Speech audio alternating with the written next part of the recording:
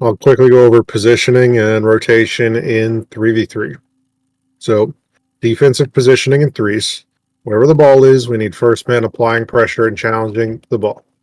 Second man on defense in a static position will be front post and facing play. Third man on defense in a static position will be back post and parallel to the net. You don't want to be on the backboard. You don't want to be inside the net. You don't want to be up your teammate's ass. As a second man, you don't want to be following the ball or leaving for boost. First man, blind pressure on the ball. Now, on a defensive cycle, after first man challenges and can no longer challenge again, his priority is to look for a small boost pad and then rotate across the field. While rotating across the field, he needs to aim for this boost in rotation and then move into that back post third man.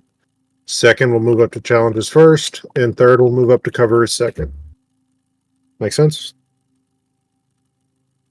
All right. Now, offense. Wherever the ball is on offense, obviously we'll have first man on the ball.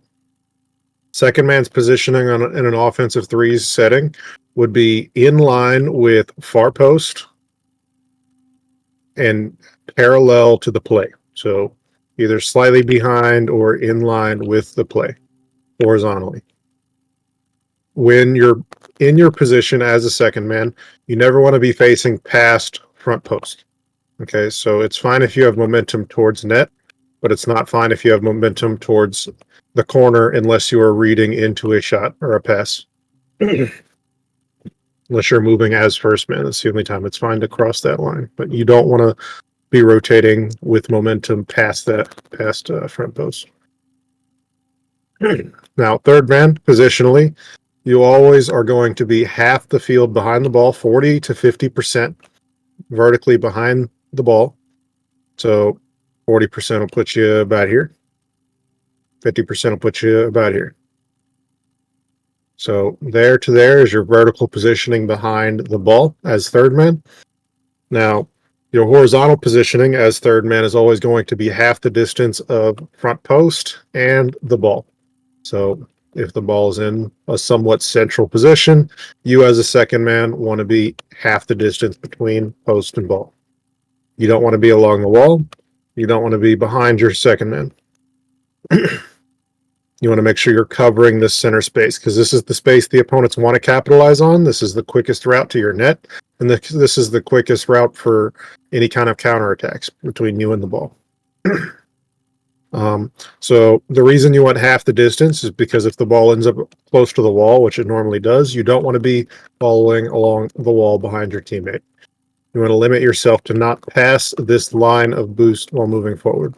So if the ball is there positionally, you don't want to pass this position as third man.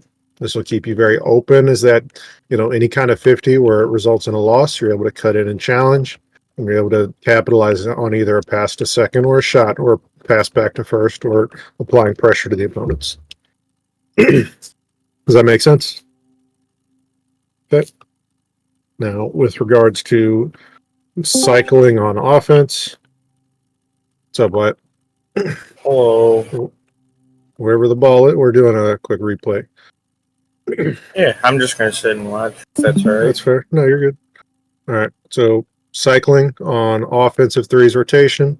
So first man challenges the ball. He can no longer challenge the ball. Let's say he lands here and he's on his rotation. And the ball, let's say it stays on the same side of the pitch. When first man can no longer challenge the ball in threes, his positioning will be called fill. And that's only because his goal or his job is to fill in rotation, be that second or third, whatever needs filled.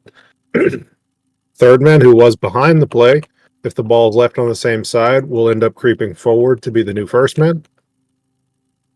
And the player across the field, who was still second, is still going to be second man in this play. So now to decide whether Phil needs to rotate to second or third, first we have to recognize what our jobs are as a second and as a fill when first man is rotating into the play. Second man's only job is to look at first man and ask myself, can first man pass the ball to me, or can I be a part of the play when first man's challenging? If the answer is more than likely yes, there is an opportunity for me to be a part of this play, then hold your positioning as offensive second. If the answer is no, or you're not sure, then rotate behind and into that offensive third positioning.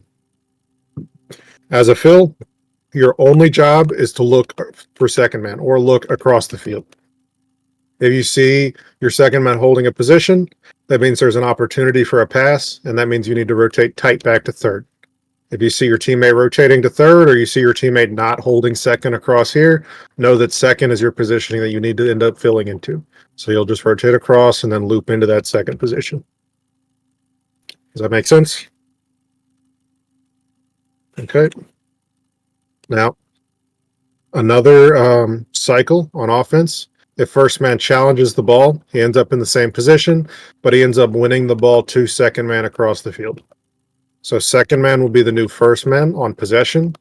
First man will still end up being Phil, because you're always Phil after you challenge the ball as first man. And then the player who was third is now going to be second.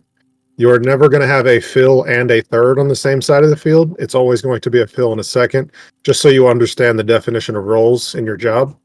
So as a second, again, you need to look to first. Is there an opportunity for him to pass to me? Maybe by a quick back pass because the pass was tight. Maybe he's going to get a clear or pop over the opponents and leave myself an open net or an open double. Maybe he's just going to clear it to the corner and I need to follow up on it. Whatever that option is, if you see an opportunity for you to be a part of this play and it looks like you get a positive from asking yourself that question, move in and hold this offensive second forward. If you don't think so or you're not sure, rotate across the field and move into this offensive third that has now shifted to the opposite side of the pitch. And then as a fill, again, look for your second. Is second there? That means I need to rotate to third. Is second rotating to third, or is second empty? That means I need to cycle into second. Make sense?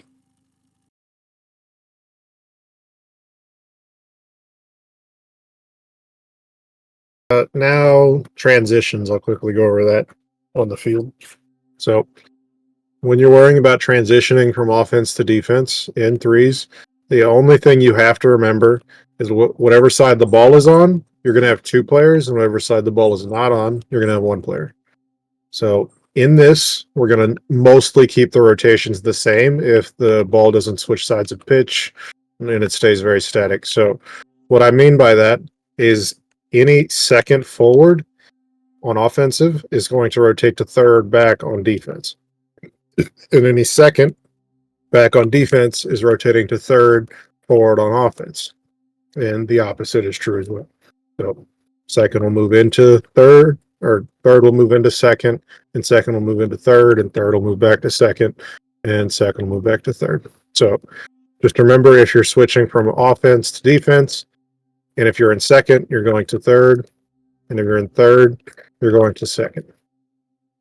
And then whoever's closest to the ball will be first man applying pressure.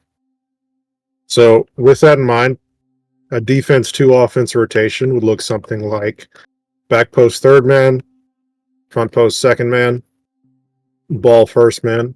First man wins possession of ball, and second man slowly creeps up and then matches that third man forward when first man's playing forward. He matches that 40 to 50% behind. He matches that half distance from post to ball, and then he holds that third man position and keeps pace with it. And when you're the third man, or when you're on the opposite side of the pitch as ball, you have to be more proactive with rotation. So if you see there's an opportunity for a transition to offense, you have to proactively move yourself into that offensive second, like very early. So you don't want to be moving after first man makes the win. You want to be moving before first man makes the win. Because it's not your job to cover the direct save. That's your second man's job to cover direct save. It's your first man's job to apply pressure to make that direct save easier. It's your job as third to be the wide rotator, which means you're either wide rotating to cover the net after first man is forced to challenge his third or first, or second is forced to challenge his first, or you're that wide rotator who's going to be covering that cross possession.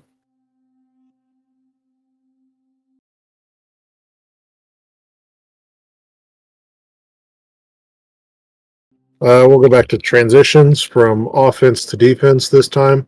So when the opponents regain possession, let's say they regain possession here, whoever's closest to the ball will be first man, turning, applying pressure, and challenging, because that's defensive first man's job, is to apply pressure and challenge. Whoever's farthest from play is going to be rotating wide and towards back post. Whoever is central to play is going to be rotating front post. And this is a defensive rotation where we have one player forcing ball, one player rotating front post second man, and one player rotating slow and wide to third man. And then when you see first man applying pressure and there's an opportunity to transition back to offense, this is when your third turns to cover as that offensive second. And then when you see that first turn to apply pressure as first, second needs to be the one turning into that offensive third. Comprende? You just have to recognize, obviously, whoever's closest to the ball needs to understand that they're first, and they have to apply pressure. And then whoever's, second to the ball, you can see, okay, all I can see is first man. So that means I'm rotating second. If you can see all of your teammates, that means you're probably third man, which means you need to rotate behind. The question is whether you can see your teammates, right? Because if you guys are rotating like this and if you guys aren't rotating ball side on every challenge, then you'll be able to see your teammates very clearly. The question is, do I see no teammate? Do I see one teammate? Or do I see both teammates? Right?